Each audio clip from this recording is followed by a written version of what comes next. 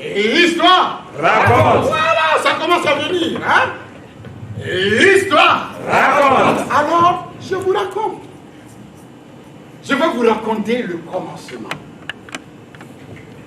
On dit que toute chose a un commencement. Et que même le commencement aurait eu un commencement. Bon, mais c'est vrai que si je vais commencer par le début du commencement, on ne va pas quitter ici ce soir. Bon, donc je vais commencer mon histoire au moment où beaucoup de choses avaient déjà commencé. En tout cas, au commencement du moment où beaucoup de choses avaient vraiment commencé. Alors, je commence mon histoire au moment où Dieu a déjà inventé le ciel et la terre, les arbres, les animaux. Il avait créé le monde visible, il avait créé le monde invisible. Et puis, il arrive au moment où il veut inventer l'homme et la femme. Alors, vous savez, pour fabriquer un homme, c'est pas compliqué. Il fait des tas de muscles, tu souffles dessus, et puis c'est un mec. Mais comment on fabrique une femme? Alors, Dieu a commencé par réfléchir. Bon, comme il n'y a pas beaucoup de femmes ce soir, on va profiter de les critiquer. Bon, vous savez qu'une femme, c'est compliqué, non? Ça a des chichis, hein, ça vient en retard. Oui, c'est compliqué. Alors, Dieu était un peu dérangé, quoi. Et il a cherché. On dit, des chercheurs qui cherchent, on en trouve, mais souvent des chercheurs qui trouvent au Burkina Faso, on en cherche. Alors, Dieu a cherché, mais il n'a pas trouvé. Vous savez, ça arrive aussi à Dieu de ne pas trouver. Mais sauf que comme il n'y a pas de témoin, personne ne sait. Alors Dieu, à cette époque, il s'est dit, tant pis, faisons des mères. Donc, mesdames, je suis désolé, mais Dieu ne vous a pas inventé. Alors, il a créé 4 petits garçons. Et il les a mis dans le monde visible. Et il leur a dit, les enfants, rayez ici en main. Faites tout ce que vous voulez. Mais surtout, n'allez jamais dans le monde invisible. Et il a repris son chemin. L'histoire raconte que Dieu n'a même pas eu le temps de rejoindre son palais céleste, qu'il entend. Basili sili. On va nous là. Na tukuta nubi. La nubi kawe. Na sasara. Wow, adieu no bena. It's a bad thing in your way. Samba muri yoke. Samba muri yoke. Samba muri yoke. Samba muri yoke. Alors les enfants ont commencé à jouer ensemble, à courir, à se pourchasser, à faire cache-cache. Alors Dieu, en milieu du chemin, il voit que son monde était déjà beau. Le monde était déjà vivant, joyeux, et Dieu était déjà heureux.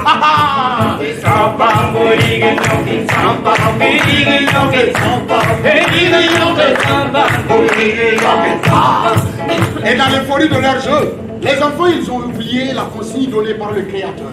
Et ils ont quitté le monde vie. Et ils sont entrés dans le monde invisible. Et là-bas, on entendait toujours. Basili sili. La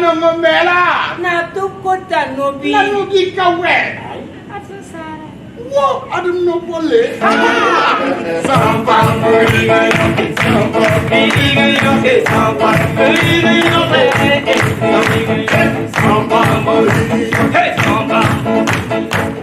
Et en jouant ici, les enfants ont réveillé un être bizarre. Et quand je vous dis qu'il était bizarre, il était vraiment bizarre. Il était tout de moitié. Un œil, une moitié de narine, une oreille, une main, un pied. 4. Alors les enfants, en voyant cet être bizarre, ils ont eu peur. Alors ils se sont retournés pour fuir. Et derrière eux, il y avait l'être bizarre. Alors ils se sont retournés à droite et il y avait l'être bizarre. À gauche, il y avait l'être bizarre. Alors les enfants, ils ont crié et l'être bizarre aussi a crié. On dirait que vous étiez là-bas. Effectivement, c'était ça. Et l'être bizarre a crié, il a dit, eh bien, ce n'est pas parce que je suis zarbi comme ça que je suis méchant. Moi, je suis bon. Et pour vous le prouver, je veux que chacun de vous fasse 3 vœux. Et je vais les exaucer tout de suite. Alors le premier, enfin le plus peureux, il a commencé par dire, moi, je veux repartir là où le Créateur nous avait mis. Mon deuxième vœu, je veux la santé. Et mon troisième vœu, je veux avoir une longue vie. Et pouf, il disparaît et il se retrouve dans le monde visible avec une promesse d'avoir une bonne santé et une grande longévité. Et le deuxième de dire, moi, je veux aussi repartir là où le Créateur nous avait mis. Mon deuxième vœu, je veux la santé. Mon troisième vœu, moi je veux l'argent. Et voilà, il disparaît, il retrouve l'autre dans le monde où le Créateur les avait mis, avec la promesse d'avoir beaucoup de santé et beaucoup de richesse. Et le troisième de dire, moi, je veux aussi repartir là où le Créateur nous avait mis. Je veux la santé. On ne peut pas demander 4 non. On dit non, il y a 30 balles. Bon, donc moi je veux la sagesse. Et pouf, il disparaît et rejoint les 2 autres avec une promesse de santé et de beaucoup de sagesse. Et le 4e, il regarde l'être bizarre droit dans les yeux. Je vous ai dit qu'il est tout de moitié. Il le regarde droit dans l'œil. Et il lui dit, moi, on appelle ça le suspense. Il lui dit, moi, vous savez, ça peut durer. En fait, souvent, quand nous, on n'a pas beaucoup de comptes, on prend ce compte-là et puis on fait 1 heure. Donc, ne vous en faites pas, ça vaut aussi 2 000. Alors, il regarde l'être droit dans l'œil et il lui dit, moi, ça, il faut que tu aimes bon, moi, je veux être 10 fois plus intelligent que l'intelligence que j'ai maintenant. Et il lui donne. Dit mon 2e vœu, je veux être 10 fois plus intelligent que l'intelligence que j'ai maintenant. Ah ouais, ça c'est dangereux quand même. 100 fois. Pouf, il lui donne. Mon 3e vœu, je veux être 10 fois plus intelligent que l'intelligence que j'ai maintenant. Alors l'être bizarre lui-même a dit, ouais, il faut même en trouver. Toi tu veux beaucoup. Mais vous savez, la parole est sacrée. Et il devait de respecter la sienne. Pouf, il lui donne. Et ce 4e garçon s'est transformé en une fille. Hommage à toutes les femmes ici. Hommage à toutes nos mères. À toutes les femmes.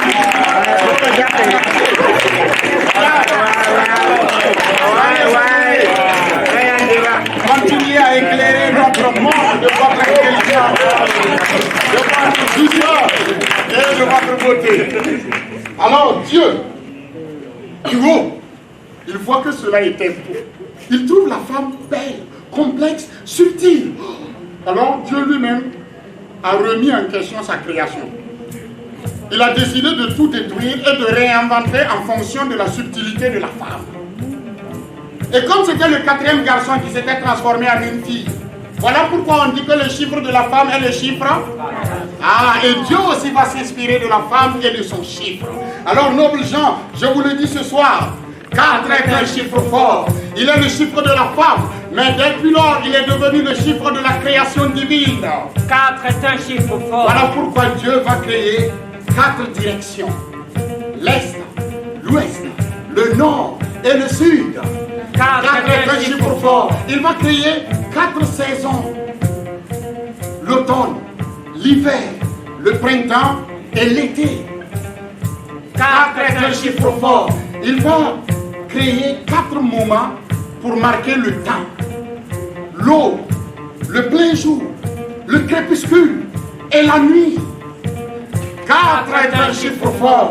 Il va inventer 4 étapes de l'évolution de l'homme. L'enfance, l'adolescence, l'âge adulte et la vieillesse. 4 est un chiffre fort. Il est le chiffre de la femme. Mesdames, soyez honorés. Il est devenu le chiffre de Wendell, le créateur. 4 est un chiffre fort. Les hommes vont porter 4 couleurs. Les rouges, les jaunes, les noirs et les blancs. 4 est un chiffre fort. Il va inventer 4 matières indispensables à la survie des êtres sur la terre. Il va inventer le feu pour réchauffer et éclairer. Il va inventer l'air pour respirer. Il va inventer la terre pour solidifier. Et il va inventer l'eau pour nous abreuver et humidifier. 4 est un chiffre fort. Il y aura 4 centres vibratoires. Et même en musique, on parlera de temps de calme. 4 est un chiffre fort. Il va créer 4 notions pleines. Ces notions sont tellement pleines que moi j'appelle, c'est la plénitude de la plénitude.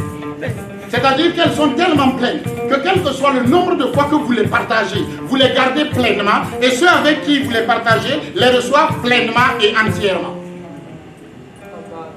Oui, il va nous donner la paix. Nobles gens, partagez la paix comme vous voulez, vous ne perdrez rien de votre paix. Et ceux qui recevront cette paix reçoivent la paix entièrement. Il va nous donner l'amour. Partagez l'amour comme vous pouvez. Aimons-nous les uns les autres. Vous verrez que personne, avec la personne avec qui vous partagez cet amour reçoit entièrement et vous conservez votre amour entièrement. Il va nous donner le savoir. Alors, nobles gens, semez des graines partout, dans les petites têtes de vos quartiers. Partagez vos connaissances, car vous ne perdrez aucune goutte de votre connaissance. Et ceux qui vont recevoir cette connaissance aussi vont la recevoir entière. Il va nous donner la solidarité. Partageons la solidarité. Ça tue la solitude et ça renforce les liens. Surtout dans ces moments de crise où notre pays a besoin de renforcer les liens entre toutes les communautés. Parce que 4 est un chiffre fort. Et vous allez voir, mesdames et messieurs, 4 est le chiffre de la création divine. Et c'est pour cela que même dans les humains, Dieu va créer 4 groupes d'hommes.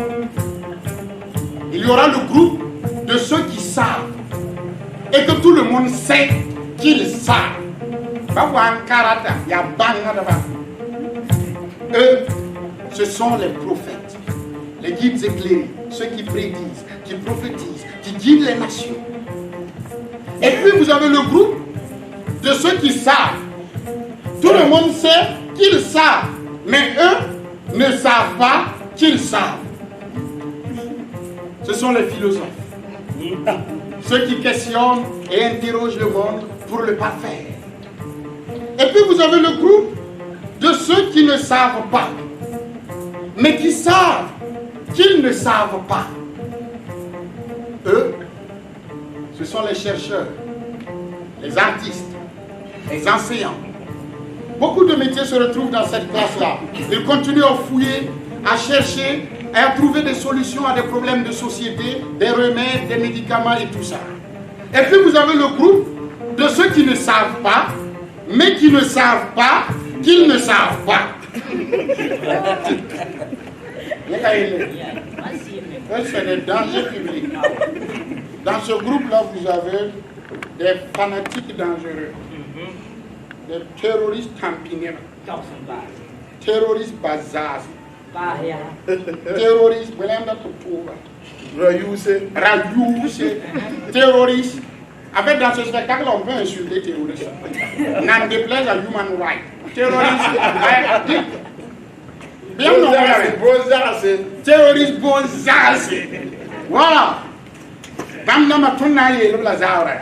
Que le Burkina Faso va être leur feu rouge. Stop, arrêt obligatoire.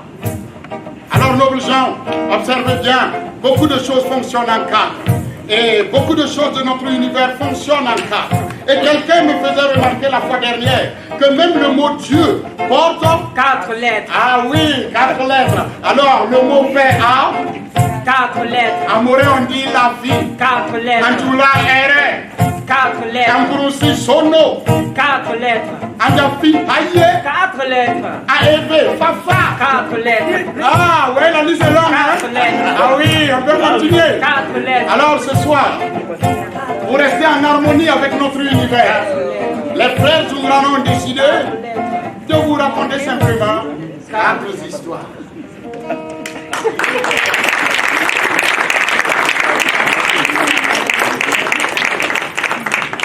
Histoire.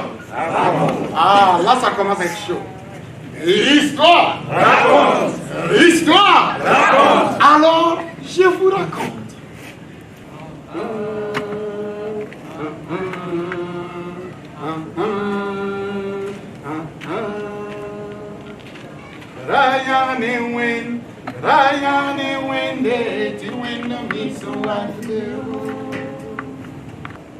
La miette qui m'a raconté cette histoire m'a dit que bien souvent nous sommes victimes d'injustice. Et nous n'avons rien que la faiblesse. Nous nous sentons très faibles.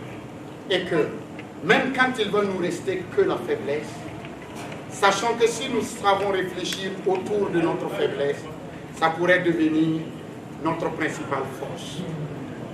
Et moi, quand j'ai pensé à cette histoire, je voulais vous dire ce soir que les terroristes, ils veulent nous effrayer.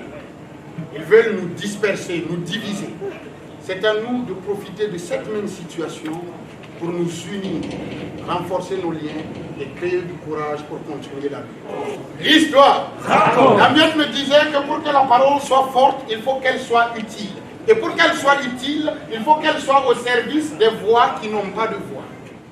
Cindy, Cindy, Cindy, Cindy, Mama vifoyinga, Mama vifoyinga, Sanko tibi vilwende, tiwen la kiba, Sanko tibi vilwende, tiwen la kiba. Et sa bouche est restée ouverte. Et ses yeux aussi. Alors Cassini a ressenti une douleur là au ventre. Vous savez, la douleur c'est comme une boule, mais c'est une boule légère qui veut s'échapper. Et Cassini ne voulait pas laisser la boule s'échapper. Alors, elle a essayé de la retenir et la boule est montée jusqu'à sa poitrine. Cassini a tout fait pour retenir cette boule qui est passée au niveau de la gorge. Alors, elle a essayé et la boule est sortie par sa bouche à travers un cri strident qui perce l'univers. Oh. Tout le monde s'est tué à cause de sa beauté. Seul le griot, qui avait le cœur assez solide pour résister aux grandes secousses, a pu dire « Hé Cassini! Hé Cassini! Tu es vraiment la plus belle fille du village. Tu es la plus belle fille au monde. Aïe, c'est parce que tu n'étais pas là quand on se fatiguait pour faire concours. Yeah, si toi tu es là, qui peut dire quelque chose? Oh Cassini, tu as la plus belle robe au monde. » Vous savez que la fille de la marâtre était là. Et elle était jalouse et laide. Et vous savez que la jalousie aussi, c'est comme une boule. Mais elle n'est pas légère comme la boule de la douleur. C'est une boule lourde. Et la boule de la jalousie était là, au niveau de sa poitrine. Et tout d'un coup, cette boule est descendue avec force. A pris ses pieds. Et elle a fait à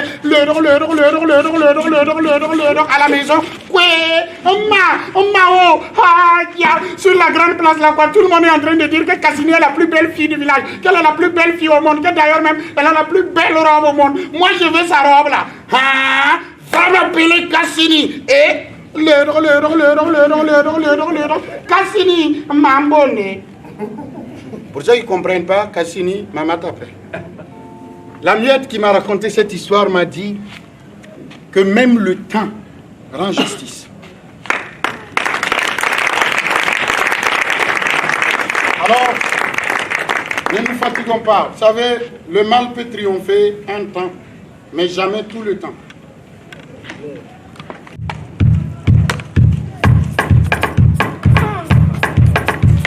Non, David, tu veux me blesser? Oh!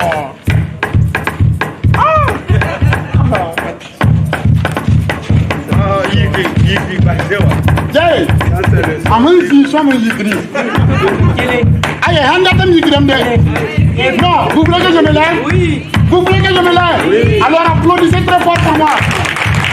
Là, je suis dans ce pays. Plus. Aïe. Aïe. Alors sur la grande place d'un village,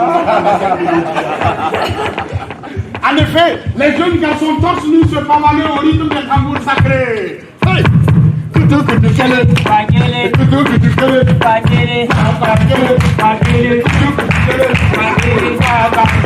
Et les jeunes filles, au milieu des cercles, elles tissaient des joyeux pas.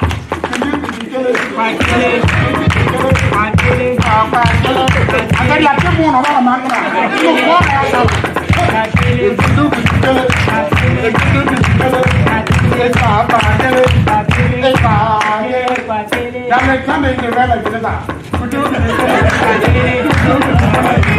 Avec ces gens, on a décidé de s'amuser. Dans la soirée, on a dit ça.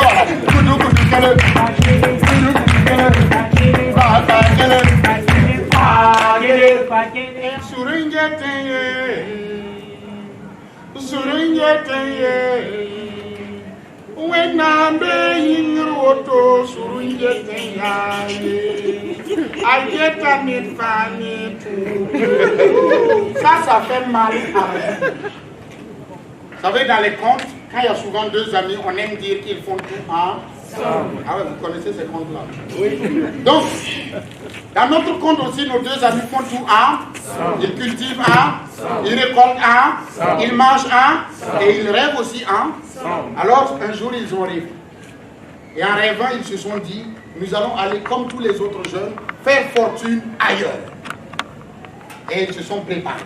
Chacun a pris ses provisions.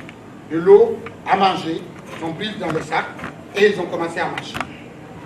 Et ensemble, ils ont traversé des montagnes. Ensemble, ils ont traversé des forêts. Et ensemble, ils sont arrivés dans le désert. Et ils continuaient de marcher. Entre-temps, un des deux a amené sa gourde à sa bouche pour boire et aucune goutte d'eau n'est sortie. Il s'est retourné, il a demandé l'eau de son ami qui a refusé. Alors ça l'a surpris. Il a supplié et son meilleur ami a refusé. Et son meilleur ami de lui dire, tu sais, on fait un long voyage, à chacun de gérer sa provision. Si moi je suis gentil avec toi, c'est moi qui risque de mourir de soif. Et celui qui n'avait pas d'eau a écrit sur le sable du désert, aujourd'hui, j'ai failli mourir de soif. Et j'ai demandé l'eau à mon meilleur ami et il a refusé. Mais il s'était juré de ne pas se laisser vaincre par la soif pour que son ami ne triomphe pas. Alors il a pris son courage à deux mains et il a marché à côté de son ami. Et ensemble ils ont marché. Ensemble ils ont traversé le désert. Et ensemble ils ont rencontré une rivière. Et celui qui avait soif, quand il a vu la rivière, il a pris toutes ses forces et il a couru, il a couru, il a couru. Il s'est jeté dans la rivière pour boire. Mais il a oublié qu'il ne savait pas nager. Alors, il commençait à couler. Et l'autre qui avait l'eau a déposé ses provisions. Il a couru, il s'est jeté dans la rivière. Il a nagé, il a nagé, il a nagé, il a nagé. Il a attrapé l'autre et il l'a ramené. Quand il écrit sur le sable du désert, parce que je sais qu'après nous, le vent va passer et va l'effacer. Maintenant que tu m'as fait du bien, je l'ai gravé sur une pierre pour que ça dure, que ça reste, que quiconque va passer ici demain contemple les merveilles de l'amitié. Alors, nobles gens, je souhaite que nous ayons toujours la force d'écrire les mauvaises choses qui nous arrivent dans le sable de notre cœur et de laisser le vent de l'amour l'effacer. Et écrivons les bonnes choses sur le rocher de notre cœur pour que ça nous tienne chaud, que ça tienne chaud la bonté. Nobles gens, ayons le cœur à pardonner. Ayons le cœur à pardonner. Ayons le cœur à pardonner. On dit que le despote coupe l'arbre pour cueillir le fruit, c'est vrai. Mais ayons le cœur à pardonner. Ayons le cœur à pardonner. Ayons le cœur à pardonner. On dit que si quelqu'un t'a mordu, il t'a rappelé que tu as des dents. Oui, c'est vrai. Mais ayons le cœur à pardonner. Ayons le cœur à pardonner. Ayons le cœur à pardonner pour l'unité nationale. Ayons le cœur à pardonner pour la cohésion sociale dans notre pays. Ayons le cœur à pardonner. Pour renforcer les liens entre toutes les communautés. Ayons le cœur à pardonner. La miette qui m'a appris à parler me disait que la parole appartient au présent et le silence à l'éternité. Nobles gens, merci de m'avoir prêté vos oreilles et je vous laisse à l'éternité.